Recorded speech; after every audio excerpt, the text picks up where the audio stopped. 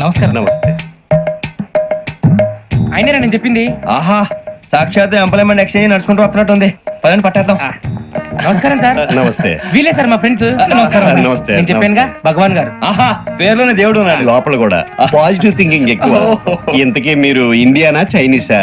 India sir. మా face చూస్తారు అనిపించలేదు మీకు? భలే కామెడీ ఫీల్ అలా ఉన్నాడు. అవును సార్. నేను అడిగేది ఇండియన్ రెస్టారెంటా చైనీస్ రెస్టారెంటా అని.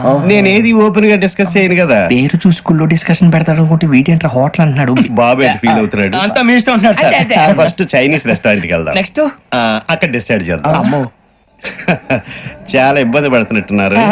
నువ్వు చేత్తో తినే బాబు. అలాగే అండి. నేను జనరల్ గా చైనీస్ ప్రిఫర్ చేస్తాను. ఫ్యాట్ కంటెంట్ తక్కువ ఉంటది కదా. రేపు నుంచి మేము కూడా ఇదే ఫాలో అవుతాం. ఇంతకీ మీకు స్టీల్ ప్లాంటా, షిప్ యార్డా, ఏషియాడా, జింక, బంకా? బంక హెచ్పిసిఎల్. హెచ్పిసిఎలా? ఇవన్నీ దేనికి సార్? దేనికేంటి? ఉద్యోగం చేయడానికి. మీకు ఎందులో కావాలో చెప్పండి. నేను అమలపోతున్నారా? ఏంటయ్యా డిస్కషన్స్?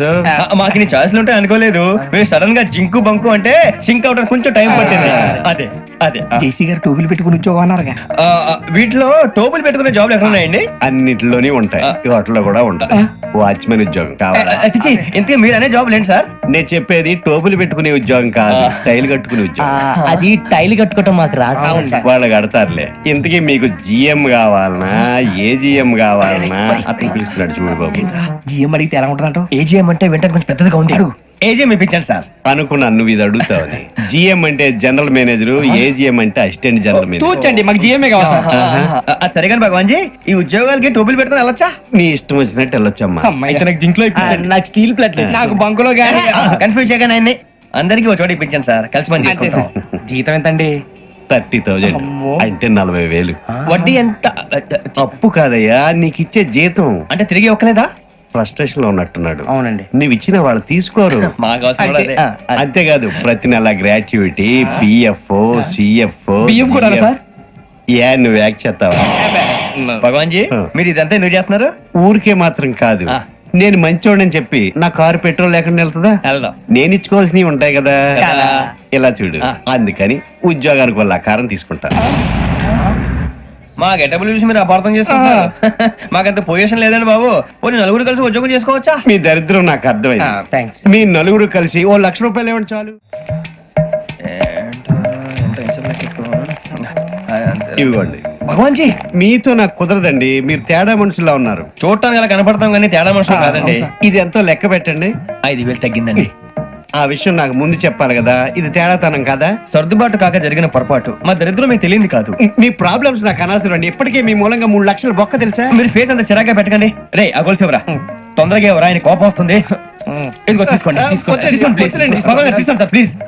భగవాన్ గారు, మీ కోపం తగ్గిందా? కోపం కాదు వెంకటేశ్వరరావు గారు, ఎందుకో భరించలేను. అది నా బలహీనత. ఇవన్నీ వదిలేయండి. ఇంకోసారి పొరపాటు జరగదు. మేము ఎప్పుడు జాయిన్ చెప్పండి. కొత్త బట్టలు కొనుక్కోవాలి. మీరు ఆ పనిలో ఉండండి. పొద్దున్నే గుడికి వెళ్ళి 9:30 కల్లా, మొన్న వచ్చారే ఆ ఆఫీస్కి వచ్చేయండి. మీ అపాయింట్మెంట్ ఆర్డర్స్ రెడీగా ఉంటాయి. 8:30కి వచ్చేస్తాం. మీరు వచ్చిన వాళ్ళ తలుపులు తీరు. మీ కంగారు నేను అర్థం చేసుకోగలను. ఇంతకాలం పని లేక స్తంభించిపోయిన మీ జీవితాలు ఇక నుంచి వేగం పుంజుకుంటాయి. ఆయన ఉన్నారా? ఎవరు? భగవాన్ గారు. మీరెవరు? ఆయన క్లోజ్ ఫ్రెండ్స్. సరే లోపల రండి. పదా? సార్ వీళ్ళు భగవాన్ క్లోజ్ ఫ్రెండ్స్ అంటారు. సరే నువ్వు వెళ్ళు, నేను మాట్లాడతా. సార్ మీరంతా భగవాన్ స్నేహితులా? అవును. అలాంటి స్నేహితులు ఉన్నందుకు గర్వపడుతున్నాం. సరే ఏంటి సంగతి? ఏముంది, మా అపాయింట్మెంట్ ఆర్డర్ చేస్తే పట్టుకులు చేరిపోతాం. ఈ రోజు గురు పౌర్ణమి, మంచి రోజు. అపాయింట్మెంట్ ఆర్డర్ ఏంటి? మీకు అందాల్సి నీకు అందనట్లేదు. ఏంటది? ఏంటంటావేంటి? ఒక్కోడు 25,000 ఇచ్చాం. భగవాన్ గారి హెల్పింగ్ నేచర్ కాబట్టి తక్కువ రేటుకి ఒప్పుకున్నాడు. ఇంతకీ ఇది ఏ ఆఫీసో మీకు తెలుసా? తెలుసుకోవాల్సిన అవసరం మాకు లేదు, కానీ చెప్పాల్సిన అవసరం మాకుంది. యాంటీ కరప్షన్ బ్యూరో అంటే అవినీతి నిరోధక శాఖ. లంచం తీసుకోవటమే కాదు, ఇవ్వటం కూడా నేరం. నీ భగవాన్ గారు ఒక 420